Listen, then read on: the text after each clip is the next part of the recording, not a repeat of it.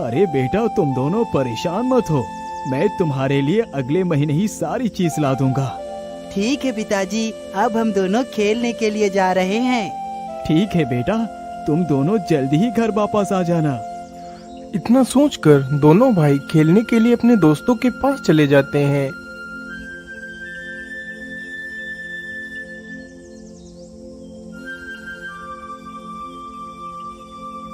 अजी, आप इन बच्चों को क्या समझा रहे थे? और कुछ नहीं सेठानी जी, मैं बस इन दोनों का बचपन जी रहा था। अरे जरा उधर देखिए, उन दोनों पक्षियों के जोड़े को। वह दोनों अपने बच्चे को कैसे प्रेम कर रहे हैं। इनके इस प्रेम को देखकर कितने आनंद की अनुभूति होती है। हाँ सेठानी जी, आप एकदम ठीक कह रहे हैं। इन्हें देखकर तो मेरा हृदय प्रसन्नता से भर जाता है। इसी प्रकार दोनों सेठ और सेठानी का परिवार खुशी खुशी अपना जीवन यापन कर रहा था।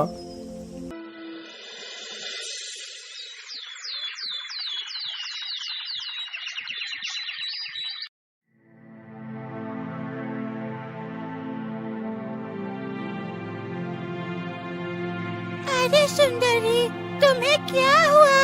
आज तुम इतना गुमसुम क्यों हो? क्या बात है? अजी, आज मेरी तबीयत कुछ ठीक नहीं लग रही। ऐसा लगता है जल्दी ही मेरे प्राण निकलने वाले हैं। अरे सुंदरी, तुम ऐसी बात क्यों करती हो? तुम चिंता ना करो, मैं अभी जंगल वाले साधु बाबा के पास जाता हूँ और दवाई लेकर जल्दी ही आ जाता हूँ। इतना कहकर चिड़ा वहाँ से उड़कर चल देता है। कुछ ही देर में चिड़ा साधु बाबा के पास पहुँच जाता है।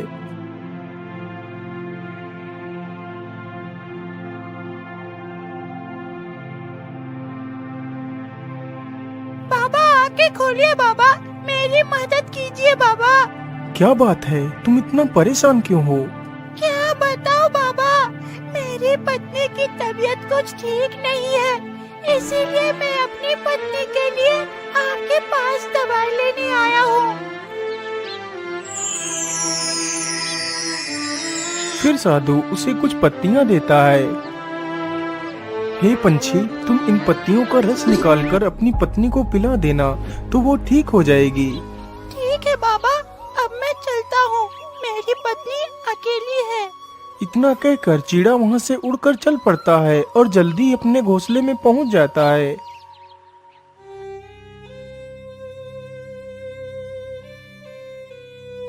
अरे सुंदरी, तुम्हें क्या हुआ? तुम मुझसे कुछ बोल क्यों नहीं रही? देखो, मैं तुम्हारे लिए दवाई लेकर आया हूँ, तुम जल्दी से इसे खा लो, तुम ठीक हो जाओगी। बेचारा चिड़ा उसे उठाता रहता है, लेकिन चिड़िया अब कहाँ उठने वाली थी। वह तो इस दुनिया को अलविदा कहकर बहुत दूर जा चुकी थी।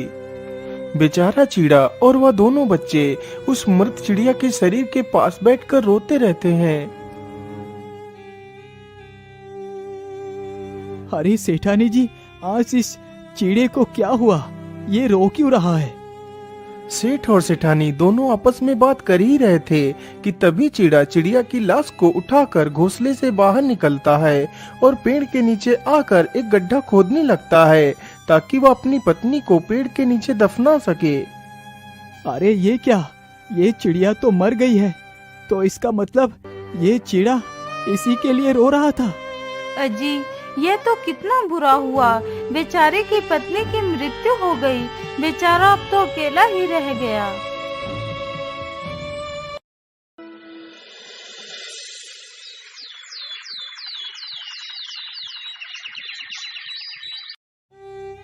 इसी प्रकार चिड़ा के दिन गुजरने लगे। वह अकेले ही बच्चों की देखरेख करता है। एक दिन की बात है, चिड़ा बच्चों के लिए खाने की तलाश में घूम रहा था। आज मुझे घूमते घूमते इतना समय हो गया, लेकिन अभी तक मुझे खाना तो मिला ही नहीं।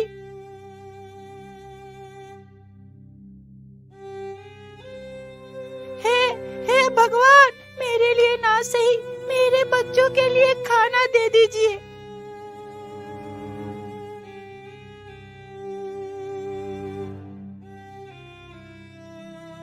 अरे क्या बात है, आप इतना दुखी होकर क्यों बैठे हो? अरे मैं आपको क्या बताऊं, आज मैं सुबह से खाने की तलाश में घूम रहा हूँ, लेकिन अभी तक मुझे खाना नहीं मिला है। अरे आप परेशान मत होइए, आप मेरे साथ चलिए। मैं एक ऐसा खेत जानती हूँ जिसमें ढेर सारे अनाज के दाने पड़े हैं। इतना कहकर दोनों वहाँ से उड़ पड़ते हैं और जल्दी ही उसी खेत में पहुँच जाते हैं। चीड़ा जल्दी से कुछ दाने चुन लेता है। आपका बहुत बहुत धन्यवाद जो आपने मुझे ये खाना दिया। आपकी वजह से मेरे बच्चों को खाना मिल पाएगा। अच्छा, अब मैं चलता हूँ। इतना कहकर चीड़ा अपनी चोंच में कुछ अनाज के दाने रख लेता है और वहाँ से उड़ जाता है।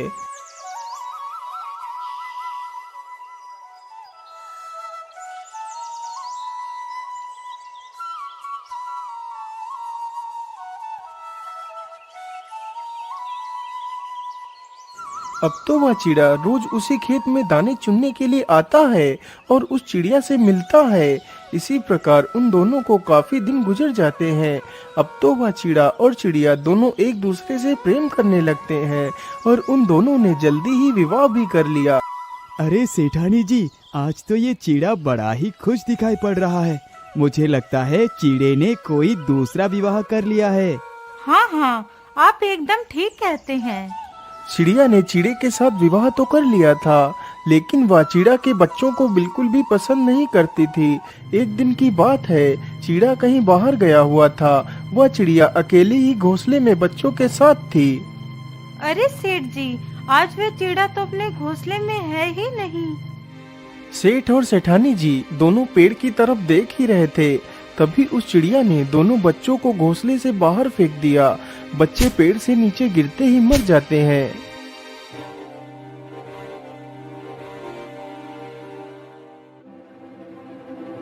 अरे राम राम, इस दुष्ट चिड़िया ने तो बेचारे बच्चों को नीचे फेंक दिया। ये तो कितनी दुष्ट है। हाँ सेठानी जी, ये चिड़िया तो वाकई कितनी दुष्ट है, जिसने इन मासूम बच्चों को नीचे फेंक कर मार दिया।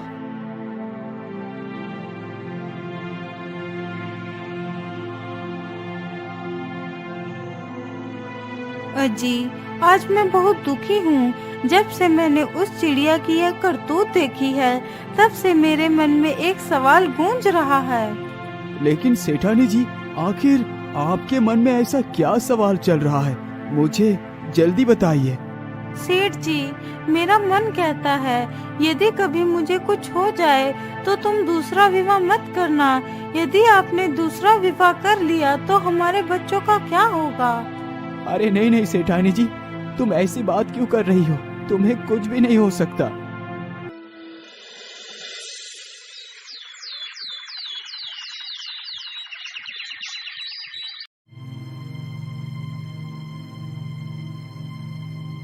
अगले ही दिन सेठानी की भी तबीयत ज्यादा खराब हो जाती है।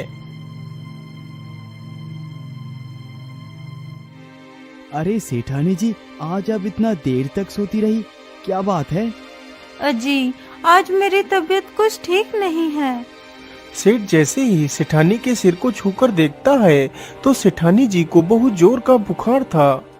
अरे सेठानी जी, आपको तो बहुत जोर का बुखार है। अरे हरिया, जल्दी से वैद्य को बुला कर लेकर आओ। हरिया तुरंत ही वहाँ से जाता है और जल्दी ही वैद्य के पास पहुँच जाता है। वैद्य जी, आप जल्दी चलिए, हमारी सेठानी जी की तबीयत बहुत ज्यादा खराब है। वैद्य इतना सुनते ही हरिया के साथ चल पड़ता है, लेकिन हरिया वैद्य को लेकर जब तक पहुंचता है तब तक वह सेठानी भी इस दुनिया से बहुत दूर जा चुकी थी। सेठानी जी, तुम मुझे छोड़कर कहाँ चली गई? अब मैं तुम्हारे बिना अकेला क्या करूँगा? इसी प्रकार वह सेठ तथा वह दोनों बच्चे बेचारे रोते रहते हैं। फिर सेठ अपनी पत्नी का अंतिम संस्कार करता है। जब से सेठानी जी की मृत्यु हुई थी तब से सेठ गुमसुम रहने लगता है। सेठ को गुमसुम देखकर उसके दोनों नौकर हैरान थे। अरे हरिया भाई, यदि ऐसे ही सेठ जी का हाल रहा तो हमारा क्या होगा? हाँ हाँ खुरई, तुम एकदम ठीक कह रहे हो। तो हम लोग क्यों ना ऐसा करें कि सेठ जी का दूसरा विवाह करवा दिया जाए। हाँ हाँ हरिया, तुम एकदम ठीक कहते हो। इतना सोचकर दोनों सेठ के पास जाते हैं। सेठ जी, यदि आप बुरा ना माने तो हम आपसे कुछ कहना चाहते हैं। हाँ हाँ बोलो, क्या बात है हरिया, तुम मुझसे क्या कहना चाहते हो? सेठ जी, आपकी ये उदासी हम दोनों से देखी नहीं जाती है। आप मेरी माने तो आपको दूसरा विवाह कर लेना चाहिए। अरे नहीं हरिया, मैं दूसरा विवाह नहीं कर सकता। लेकिन सेठ जी, यदि आप विवाह नहीं करेंगे तो आपका कारोबार कौन संभालेगा? यदि आप कारोबार संभालेंगे तो इन बच्चों को कौन संभालेगा? इसीलिए आपको विवाह तो करना ही पड़ेगा। दोनों नौकर सेठ को काफी देर तक समझाते हैं। अंततः सेठ दूसरे विवाह के लिए तैयार हो जाता है। अच्छा ठीक है, मैं विवाह करने के लिए तैयार हूँ। फिर सेठ बड़े ही धूमधाम से दूसरा विवाह कर लेता है।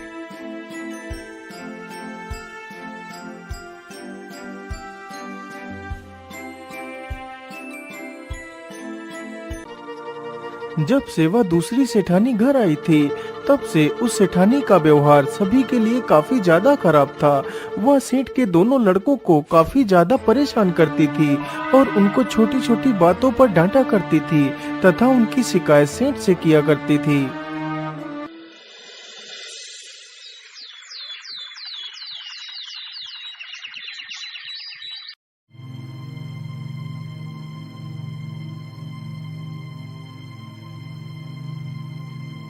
अरे राम और श्याम, तुम दोनों अभी तक सो रहे हो? चलो जल्दी से उठो और जाओ मेरे लिए बाजार से मिठाई लेकर आओ। लेकिन माँ, घर में तो नौकर है, आप उनसे मिठाई मंगवा लीजिए। आप हमें बाजार में क्यों भेज रही हैं? अरे दुष्ट, तू मेरे साथ जुबान लड़ाता है। रुक आने दे तेरे पिता को, मैं तुम दोनों की शिकायत सेठ जी से करूंगी।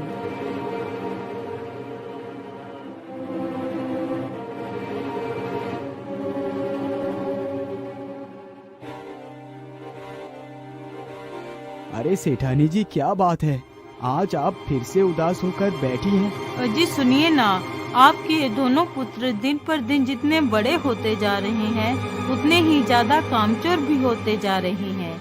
आज आपको फैसला करना ही होगा, या तो आप मुझे ही रखो अपने पास या फिर उन दोनों लड़कों को ही। यदि आप उन दोनों को रखोगे तो आज मैं हमेशा के लिए चली जाऊंगी। सेठानी के मुंह से यह बात सुनते ही सेठ बहुत घबरा जाता है। अरे हरिया, तुम दोनों कहाँ हो? जी मालिक, बोलिए, हमारे लिए क्या आदेश है?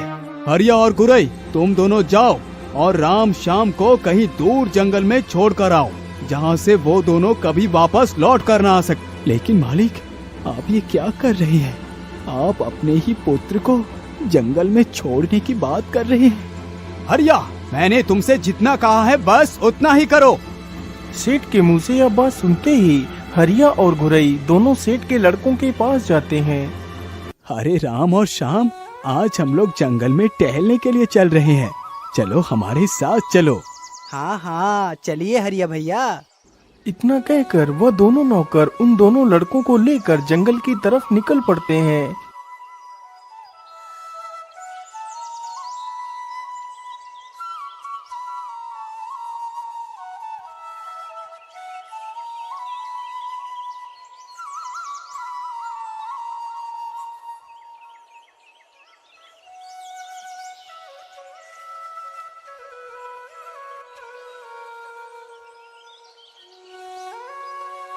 अरे बाप रे बाप, हम लोग चलते चलते काफी दूर निकल आए हैं। अरे बेटा, हम लोग यहीं पर थोड़ा सा आराम कर लेते हैं, नदी तो पास में ही है, हम लोग यहाँ पर पानी भी आसानी से पी सकते हैं। इतना कहकर वे चारों उसी पेड़ के नीचे लेटकर सो जाते हैं।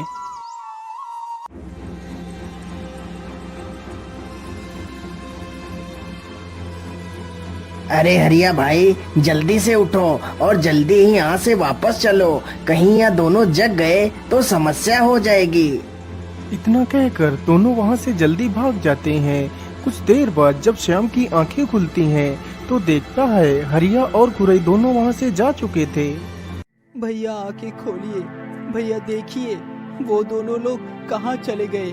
लेकिन भाई, वो दोनों कहाँ जा सकते हैं? मुझे लगता है हमारी माता ने हमें घर से निकलवा दिया है। लेकिन भैया, अब हम दोनों कहाँ जाएंगे? छोटे, अब तो हम वही जाएंगे जहाँ हमें हमारी किस्मत लेकर जाएगी। उसी पेड़ पर दो पक्षी बैठे थे जो आपस में बातें कर रहे थे। अरे स्वामी, कुछ बात कहो तो कुछ समय कटे। अरे क्या कहूँ रानी, इस पेड़ पर दो फल लगे हैं। यदि कोई इंसान इसमें से एक फल खा ले तो वह भविष्य में एक राजा बनेगा, और दूसरा फल यदि कोई खा ले तो वह भविष्य में एक मंत्री बनेगा।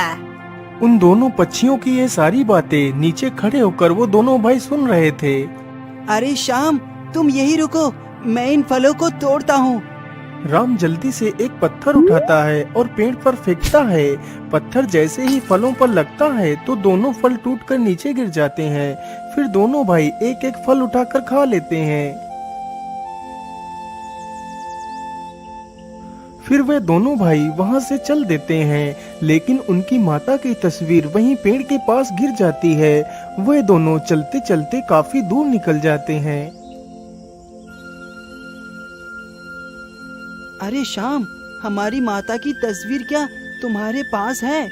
नहीं भैया, माँ की तस्वीर तो आपके पास ही थी।